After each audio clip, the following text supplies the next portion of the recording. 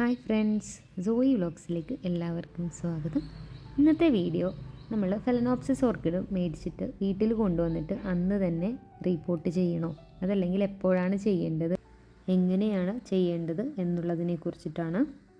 പലർക്കും അറിയാമായിരിക്കാം, എങ്കിലും അറിയാത്തവർക്കായിട്ട് ഞാൻ ഷെയർ ചെയ്യുന്നതാണ്. എനിക്കിത് മുൻപ് അറിയില്ലായിരുന്നു. ഞാൻ ഒരുപാട് പേരോട് ഇങ്ങനെ സംശയങ്ങളൊക്കെ ചോദിച്ച് അങ്ങനെയൊക്കെയാണ് കുറേ ഇതിൻ്റെ കാര്യങ്ങളൊക്കെ പഠിച്ചിട്ടുണ്ടായിരുന്നത്. അപ്പോൾ എനിക്കറിയാവുന്ന കാര്യങ്ങൾ ഞാൻ നിങ്ങളുടെ അടുത്ത് ഷെയർ ചെയ്യുന്നതാണ്. നമ്മൾ സാധാരണ നഴ്സറിയിൽ പോയി കഴിഞ്ഞാൽ ഫെലനോപ്സിസ് ഒക്കെ ആണെങ്കിൽ കൂടുതലും ഫ്ലവർ ഉള്ളത് ആണ് എടുക്കാൻ ചാൻസ്. നമ്മുടെ കയ്യിൽ ഇല്ലാത്ത കളറൊക്കെ ആണെങ്കിൽ നമ്മൾ എടുക്കും.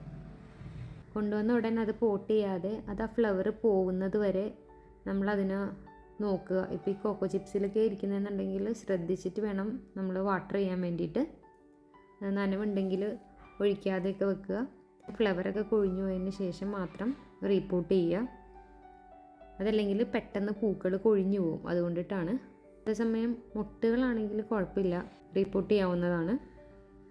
ഫ്ലവർ ഉള്ളത് മാക്സിമം ചെയ്യാതിരിക്കുക, പൂക്കൾ പെട്ടെന്ന് കൊഴിഞ്ഞു പോകും. ഇതിപ്പം ഫ്ലവർ വന്ന് കൊഴിഞ്ഞു പോയിട്ടുള്ള സ്പൈക്കാണ്. ഇത് ഉണങ്ങിയിട്ടൊന്നുമില്ല. ഉണങ്ങിയിട്ടുണ്ടെങ്കിൽ അതും കട്ട് ചെയ്ത് കളയുക കേട്ടോ. ഞാനിത് നഴ്സറിയിൽ നിന്ന് മേടിച്ചപ്പോൾ എനിക്ക് ഇങ്ങനെയാണ് കിട്ടിയത്.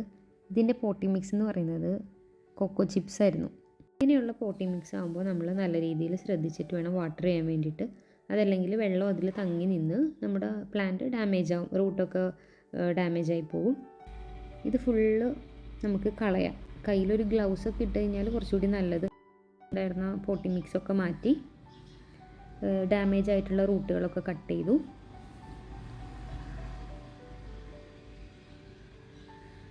അപ്പോൾ അത് ശ്രദ്ധിക്കുക. ഡാമേജ് ആയിട്ടുള്ള റൂട്ടൊക്കെ ഉണ്ടെങ്കിൽ അതിൻ്റെ ഒന്നും ആവശ്യമില്ല, അങ്ങ് കട്ട് ചെയ്ത് കളയുക.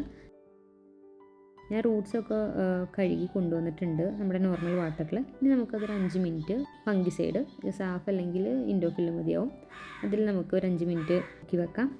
ശേഷം ഞാൻ ഇങ്ങനെയുള്ള ഒരു പോട്ടാണ് എടുത്തിരിക്കുന്നത്.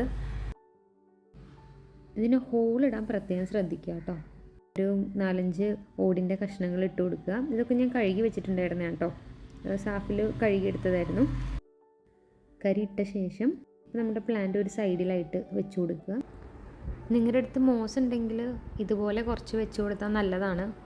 എൻ്റെ അടുത്ത് ഉണ്ടായിരുന്നില്ല, അപ്പോൾ അതുകൊണ്ടിട്ട് ഞാൻ കരിയോട് മാത്രമേ ഇട്ടിട്ടുള്ളൂ. പ്ലാന്റ് അനങ്ങാത്ത രീതിയിൽ ഇങ്ങനെ പിടിച്ചിട്ട് ബാക്കിയുള്ള കരി കൂടി ഇട്ട് കൊടുക്കുക. 1-2 ഓടും കഷ്ണമൊക്കെ ചെറുതൊക്കെ നമുക്ക് വീണ്ടും ഇട്ട് കൊടുക്കാം. പിന്നെ ഏറ്റവും മുകളിൽ ലാസ്റ്റ് ഒരു 2-3 കുറച്ച് വലിയ സൈസ് ഓടിൻ്റെ പീസ് ഇട്ട് കൊടുത്താൽ നല്ലതാണ്, കുറച്ച് ടൈറ്റായിട്ട് ഇരിക്കാൻ വേണ്ടിയിട്ട്. അപ്പോൾ നമ്മുടെ പ്ലാന്റ് അനങ്ങുന്നില്ല എന്നുള്ളത് ഉറപ്പുവരുത്തുക. അപ്പോൾ നമ്മുടെ പോട്ടിങ് കഴിഞ്ഞു. 2 ഫെലനോപ്സിസും കൂടി ഇതുപോലെ ഇരിക്കുന്നുണ്ടായിരുന്നു. അപ്പോൾ അതും ഞാൻ എടുത്തിട്ട് ഇതുപോലെ പോട്ട് ചെയ്തിട്ട് വരാം. ഇതിൽ ഒരു സ്പൈക്ക് കുഴപ്പമൊന്നുമില്ലാണ്ട് നിൽക്കുന്നുണ്ട്. ഒരെണ്ണം ഫുള്ള് ഉണങ്ങിപ്പോയി. അത് എല്ലാം നമുക്ക് കിട്ടില്ല, ചിലതൊക്കെ ഉണങ്ങിപ്പോവും. അപ്പോൾ അത് ഞാൻ കട്ട് ചെയ്ത് കളഞ്ഞു. അതേപോലെ തന്നെ സെയിം ഞാൻ പോട്ട് ചെയ്തിട്ട് കൊണ്ടുവരാം. അപ്പോൾ ഇന്നത്തെ വീഡിയോ എല്ലാവർക്കും യൂസ്ഫുള്ളായെന്ന് വിചാരിക്കുന്നു. നിങ്ങൾക്ക് ഇഷ്ടപ്പെട്ടിട്ടുണ്ടെങ്കിൽ എൻ്റെ ചാനലൊന്ന് സബ്സ്ക്രൈബ് ചെയ്യുക, എന്നെ ഒന്ന് സപ്പോർട്ട് ചെയ്യുക. താങ്ക്